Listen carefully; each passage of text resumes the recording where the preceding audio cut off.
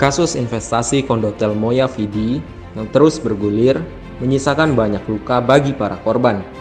Investasi yang diharapkan menjadi aset di masa tua kini menjadi tidak jelas.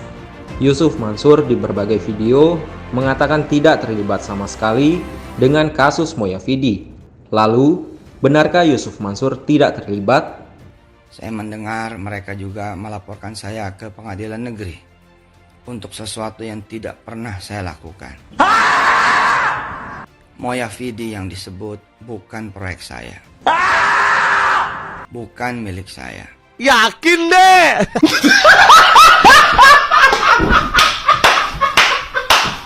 Moya Vidi ini kan salah satu proyek yang tidak diakui sama Yusuf Mansur bahwasanya itu proyek milik dia.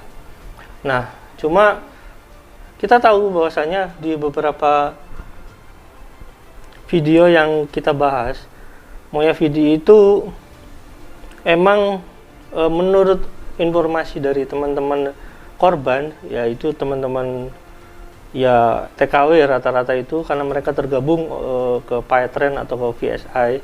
Jadi proyek Moya Vidi ini emang dipromosikan oleh Yusuf Mansur.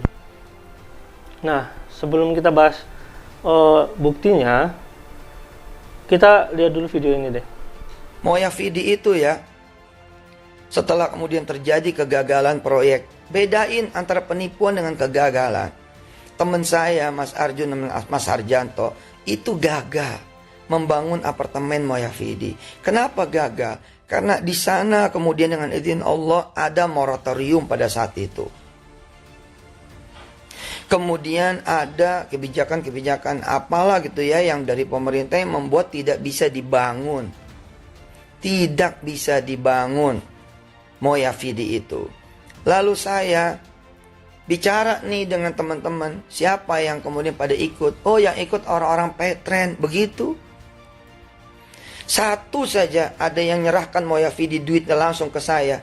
Haram saya berdiri, haram saya hidup, satu aja. Nggak ada.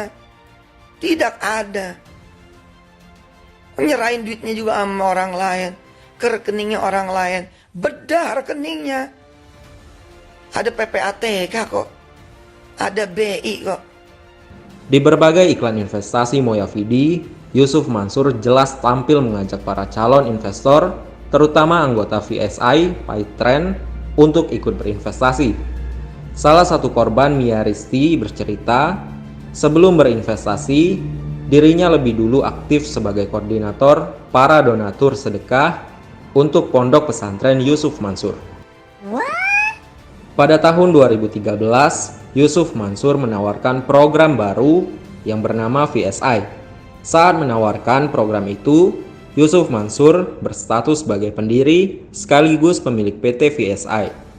Dalam kutipan lain diceritakan bahwa proyek Moya Vidi menggandeng beberapa perusahaan seperti PT Graha Suryamas Finandito atau GSV sebagai pengembang, CV Bintang Promosindo sebagai pengurus teknisi registrasi investor serta pembangunan, dan PT VSI yang pada saat itu juga ikut bergabung dengan rencana pembelian 200 kamar dari Kondotel Moya Vidi sebelum dibangun. Dari data di atas menegaskan bahwa Yusuf Mansur sebagai pemilik VSI juga ikut terlibat dalam proses rencana proyek pembangunan Hotel Moya Vidi. Moya Vidi yang disebut bukan proyek saya. Bukan milik saya. Bukan proyek saya. Bukan milik saya. Pembohong, kau pembohong.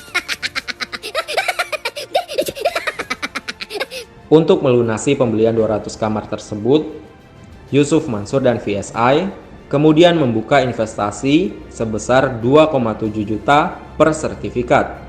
Setelah orang ikut, VSI mengeluarkan pemberitahuan bahwa VSI tidak jadi membeli 200 kamar dengan alasan investasi tidak sanggup memenuhi untuk membeli 200 kamar.